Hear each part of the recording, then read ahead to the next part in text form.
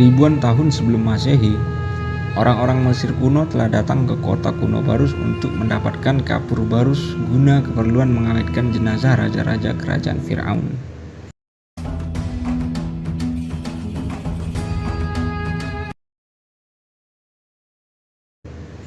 Secara geografis, Barus sangat strategis sebagai wilayah persinggahan karena terletak di antara Lautan Hindia dan Laut Cina Selatan yang menghubungkan negeri-negeri sebelah timur seperti Cina dan Jepang dengan negeri-negeri sebelah barat yaitu anak benua India, Persia, dan negara-negara Arab, Afrika, serta benua Eropa.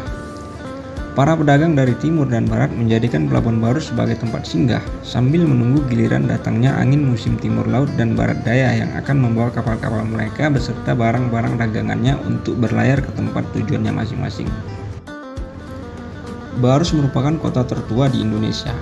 Mengingat dari seluruh kota di Nusantara, hanya Barus yang namanya sudah disebut-sebut sejak awal Masehi oleh literatur Arab, India, Tamil, Yunani, Syria, Armenia, Cina, dan sebagainya.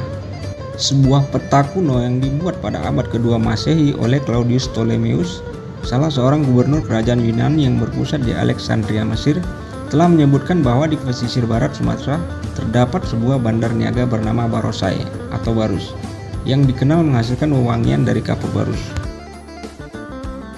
Seiring semakin disenanginya kapur Barus sebagai wewangian di seluruh jazirah Arab dan dunia, maka semakin banyak pula pedagang Arab yang mendatangi kota Barus. Mereka tidak hanya singgah, namun membangun perkampungan di Barus. Perkampungan ini sudah terbangun sebelum abad ke-6 Masehi sewaktu Nabi Muhammad SAW belum lahir. Setelah Nabi Muhammad SAW lahir pada tahun 570 Masehi atau abad ke-6 Masehi, di usia 40 tahun, beliau menerima wahyu pertama yaitu tahun 610 Masehi. 2,5 tahun kemudian, menerima wahyu kedua pada tahun 613 Masehi. Lalu 3 tahun lamanya berdakwah secara diam-diam sampai tahun 616 Masehi. Setelah itu baru melakukan dakwah secara terbuka dari Makkah ke seluruh jazirah Arab.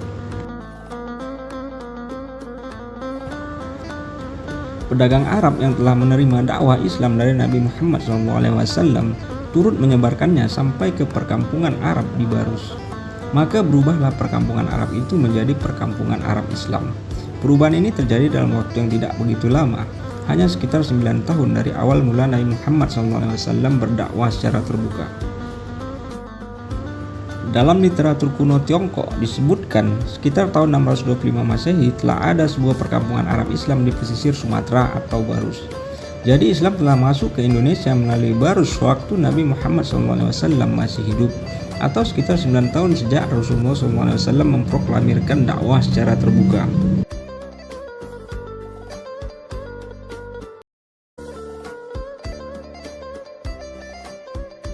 Saat ini, sisa perkampungan Arab Islam itu telah ditemukan. Di sana terdapat 234 makam kuno umat Islam, yang sekarang menjadi kompleks pemakaman yang dinamakan Kompleks Makam Mahligai. Pada makam-makam tersebut terdapat berbagai bentuk batu nisan dengan tulisan yang didominasi oleh kalimat syahadat dan kalimat wahyu lainnya. Di antara makam tersebut, di papan tinggi, terdapat makam Syekh Mahmud. Di batu nisannya tertulis Syekh Mahmud fil Hadratul Maut dengan penanggalan 34 Hijriah sampai 44 Hijriah. Jika ini dikonversi ke penanggalan Masehi adalah sama dengan tahun 658 Masehi sampai 668 Masehi. Jadi wafatnya Syekh Mahmud ini hanya berjarak sekitar 30 tahun dari wafatnya Nabi Muhammad SAW, yaitu pada tahun 632 Masehi.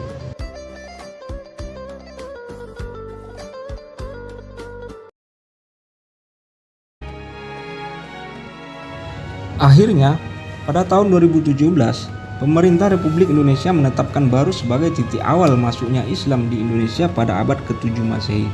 Presiden Republik Indonesia telah menandatangani peresmian tubuh titik nol peradaban Islam Nusantara di Barus pada hari Jumat tanggal 24 Maret tahun 2017.